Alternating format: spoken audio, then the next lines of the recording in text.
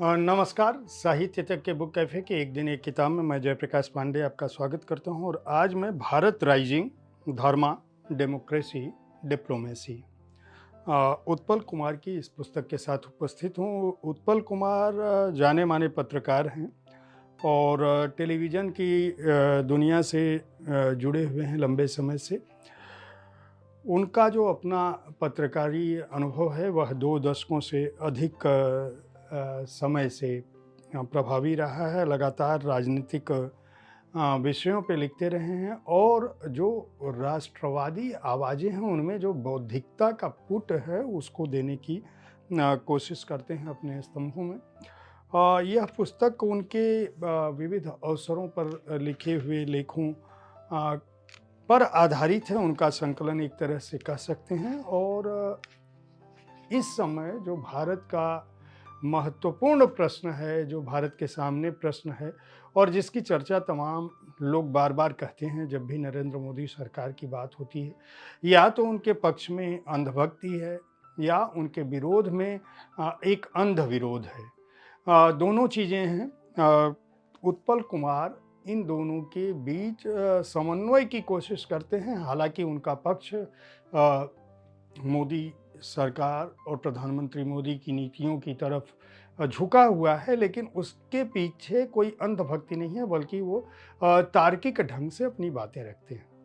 और इस तार्किक ढंग से अपनी बातें रखने के दौरान वे अतीत की गलतियों, अतीत के विचारों और अतीत के उन निर्णयों की बात भी करते हैं जो निर्णय भारत में आज के समय में भारतीय जनता पार्टी और राष्ट्रीय स्वयंसेवक संघ और उसके उभार की वजह बने, या जिनके पक्ष में जिनके चलते भारत में एक जनमत बना।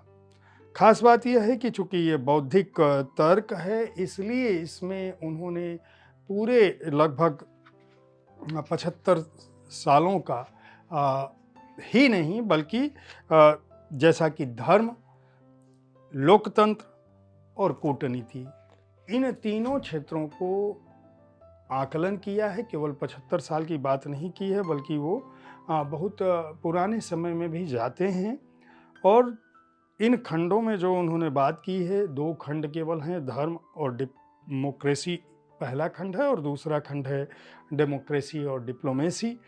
उसमें पहला अध्याय वो अयोध्या और काशी से शुरू करते हैं और वो कहते हैं कि ये एक ऐतिहासिक जागरण कह सकते हैं हम इसको, या कह सकते हैं कि एक उभार है जिस हिंदुओं के मन में या भारत में एक जो बड़ा वर्ग है बहुसंख्यकों के दिमाग में, इसको केवल आप मंदिरों के प्रतीक से नहीं जोड़ सकते हैं, बल्कि उस भावना से जोड़ सकते हैं जो भावना एक लंबे समय से धर्मनिरपेक्षता या ऐसी नीतियों का शिकार रही है जिनमें किसी एक पक्ष को विशेष पोषकता प्रदान की जा रही थी। उनका कहना है कि जो नया भारत है वह केवल आज की बात नहीं करता है, वो अपनी जड़ें जो है वह अपने अतीत में तलाश करता है, जहाँ बहुत सारे गौरव का भाव है। यानी जब हम प्राचीन भारत की बात करते हैं तो वहाँ जो ऐश्वर्य, जो समृद्धि और जो परंपराएं रही हैं, ये चूँकि आज के समय में नरेंद्र मोदी सरकार उन बातों को भी कहती है और अतीत के उस गौरव से वर्तमान को जोड़ देती है, इसलिए भी उनको ये मजबूती मिल रही है। इसके बाद वह कहते हैं कि जो उन बिंदुओं पर विचार करते हैं जो एक तरह से दोनों पक्ष मतलब जो लोग हम कह सकते हैं कि वर्तमान की जो राजनीति है वह या तो मोदी जी के समर्थन में है या मोदी के विरोध में है। तो अगर प्रधानमंत्री मोदी के विरोध और जो समर्थन, इन बिंदुओं को वो वैचारिक तौर पे, विचारधारा के तौर पर, उसका जो भौगोलिक प्रारूप है उस पर जोड़ते हैं और उसका जो धार्मिक आधार है इन पर भी कसते हैं। वो बताते हैं बाकायदा इस पुस्तक के एक अध्याय में कि इनके बिंदुओं पर आखिर क्या वजह थी कि किसी क्षेत्र विशेष में भारतीय जनता पार्टी या उसकी सोच को, उसकी विचारधारा को, हिंदुत्व को उभार मिलता है।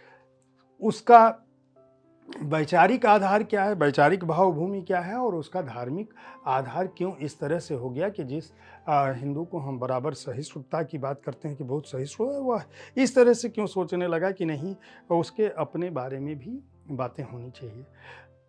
एक बात उत्पल कुमार की और भी है कि जब भी वो ये बातें कहते हैं, केवल बातें नहीं होती, बाकायदा कथानकों के साथ प्रस्तुत करते हैं, जैसे कोड और कमेंडमेंट्स एंड नेचुरल लॉ के तहत, जिसमें उन्होंने हिंदूज जो यूसीसी की बात बराबर होती है उसको लेकर एक बात कही है। और उनका कहना है कि हिंदुओं के मन में जो समान सिविल संहिता या नागरिक अधिकारों की बात जो होती है वो क्यों आई है। तो उनका कहना है, वो बाकायदा कोट करते हैं बड़े लेखकों को, और उनका कहना है कि जिसको हम कृषि रिवोल्यूशन कहते हैं, एग्रीकल्चर रिवोल्यूशन, जो बहुत बड़ा आधार है, दरअसल वो सबसे बड़ा फ्रॉड है। और वो फ्रॉड क्यों है सिविलाइजेशन का, वो इसके पीछे कहते हैं कि युval नोह हरारी ने जो है वह अपनी पुस्तक में इस बात को लिखा है कि दरअसल जब हम कृषि आधारित व्यवस्था की जब बात करते हैं या कृषि क्रांति की बात करते हैं, तो हमको ये समझना चाहिए कि इसका आखिरकार में आधार क्या है। जो खेतिहर है वह पहले भी उतनी ही मेहनत से काम करता था जब कृषि की शुरुआत हुई, आज भी वह उतनी ही मेहनत से काम करता है, लेकिन उसका लाभ कौन उठाता है? उसका लाभ जो है वह जो बिचौलिया है वह उठाता है। और ये आज से नहीं, ये शुरू से, जब से शुरुआत हुई। और इनका कहना है कि इसके लिए दोषी न तो राजा है, ये अपनी बात नहीं कर रहे हैं, हरारी की बात कर रहे हैं कि न राजा है, न पादरी है, मतलब जो न गुरु है, और न ही व्यापारी है, बल्कि जो कल्प्रीट है वह खुद अपने आप में वही खाद्यान्न है जिसको संग्रहित किया जाता है, यानी गेहूं चावल जो खराब नहीं हो सकता।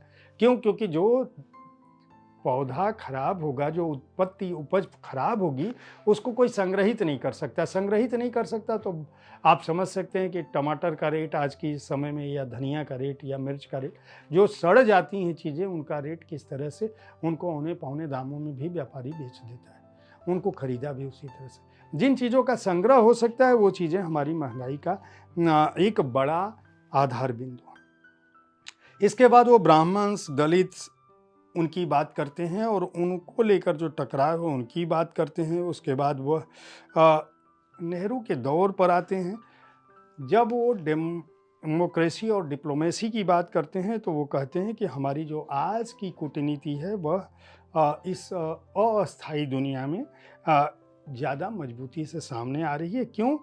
क्योंकि भारत ने जो पश्चिम की ओर आ रहा है, चाहे उसकी मजबूती हमारा आर्थिक आधार हो, चाहे उसकी मजबूती हमारा नेतृत्व हो, चाहे उसकी मजबूती एक तरफा मोदी के पक्ष में जनता का मत हो, चाहे जो भी कारण हो, वह भारत को निश्चित रूप से अंतर्राष्ट्रीय स्तर पर मजबूत कर रहा है। भले ही हमारी इमेज के बारे में अलग अलग लोगों की अलग अलग राय है। यहाँ वो चीन का भी उदाहरण देते हैं, पाकिस्तान का भी उदाहरण देते हैं, भारत और जापान की जो टाई है उसकी बात करते हैं, और सबसे आखिर में वो लिबरल, उदार मीडिया पर आते हैं और उसके ई लिबरल यानी अनुदार जो उसका एजेंडा है उसकी बात करते हैं। यह पुस्तक एक विचार को जानने के लिहाज से, बौद्धिक ढंग से अगर आपको समझना हो कि आखिर प्रधानमंत्री मोदी के जो विरोधी हैं और जो समर्थक हैं, समर्थकों को इसलिए पढ़नी चाहिए कि दुनिया केवल नारा नहीं है, केवल भक्ति नहीं है, और विरोधियों को इसलिए पढ़ना चाहिए कि आखिर वह कौन सा बिंदु है जिसके चलते मोदी इतना मजबूती से स्थापित हैं और अब वह अपने भाषण में संसद में यह कहने की स्थिति में हैं कि अगली बार 400 के पार।